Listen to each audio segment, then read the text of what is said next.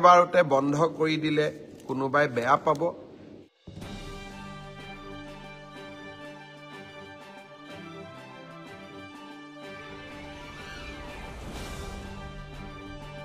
নিযুত মইনাৰ প্ৰপত্ৰ পূৰণ কৰাৰ লগে লগে ক্লাছ 11 ডিগ্ৰী ফাৰ্ষ্ট ইয়াৰ আৰু পোষ্ট গ্ৰেজুৱেট ফাৰ্ষ্ট ইয়াৰত নাম লগোৱা সকলো ছোৱালীয়ে নিযুত মইনা আঁচনি লাভ কৰিব।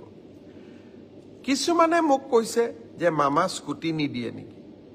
এইবাৰ আমি হায়াৰ ছেকেণ্ডাৰী পৰীক্ষাৰ আগতেই বাতৰি কাকতত ডাঙৰ ডাঙৰ বিজ্ঞাপন দি সকলোকে জনাইছো যে নিযুত মইনা আৰু স্কুটি দুইটা আঁচনি ৰাজ্য চৰকাৰে পৰিচালনা কৰিব পৰাৰ সক্ষমতা আমাৰ নাই।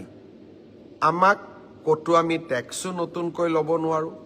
সকলোৰে লগত আলোচনা কৰি সকলোৱে আমাক পৰামৰ্শ দিছিল যে স্কুটি ফাৰ্ষ্ট ডিভিজনত পাছ কৰা ছোৱালীসকলে পায়, কিন্তু নিযুত মইনা সকলোৱে পাব। আৰু সেইকাৰণে আমি নিযুত মইনা আঁচনিখনহে পৰিচালনা কৰিব লাগে, স্কুটি আঁচনিখন পৰিচালনা কৰিব নালাগে। একেবাৰতে বন্ধ কৰি দিলে কোনোবাই বেয়া পাব।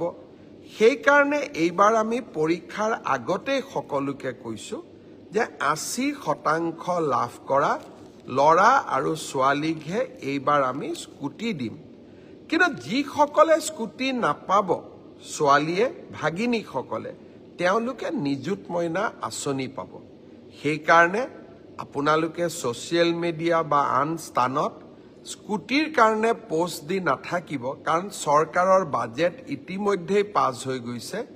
আমি সকলো বিধানসভাত বহি একেলগে সিদ্ধান্ত লৈছোঁ যে আমি স্কুটি নিদিওঁ, নিযুত মইনা দিম। আৰু নিযুত মইনা আঁচনিখনে ইমান দুখীয়া ল'ৰা ছোৱালীক, দুখীয়া ছোৱালীক সহায় কৰিছে, তাক আমি তাৰ যিটো উপকাৰিতা তাক আজি আমি মৰ্মে মৰ্মে দেখা পাইছোঁ। দেউতাক মাকে এতিয়া ছোৱালীৰ পঢ়াৰ খৰচেই দিব নালাগে। চৰকাৰৰ পৰা পোৱা নিযুত মইনাৰে আমি অন্তত কলেজৰ বহুখিনি দায়িত্ব আমি পালন কৰিব পাৰোঁ। দেউতা মাৰ কষ্ট কমিছে। সেইকাৰণে আমি নিযুত মইনা আঁচনিখন আকৌ এবাৰ প্ৰথম বৰ্ষ আৰু দ্বিতীয় বৰ্ষৰ বাবে মুকলি কৰি দিছোঁ।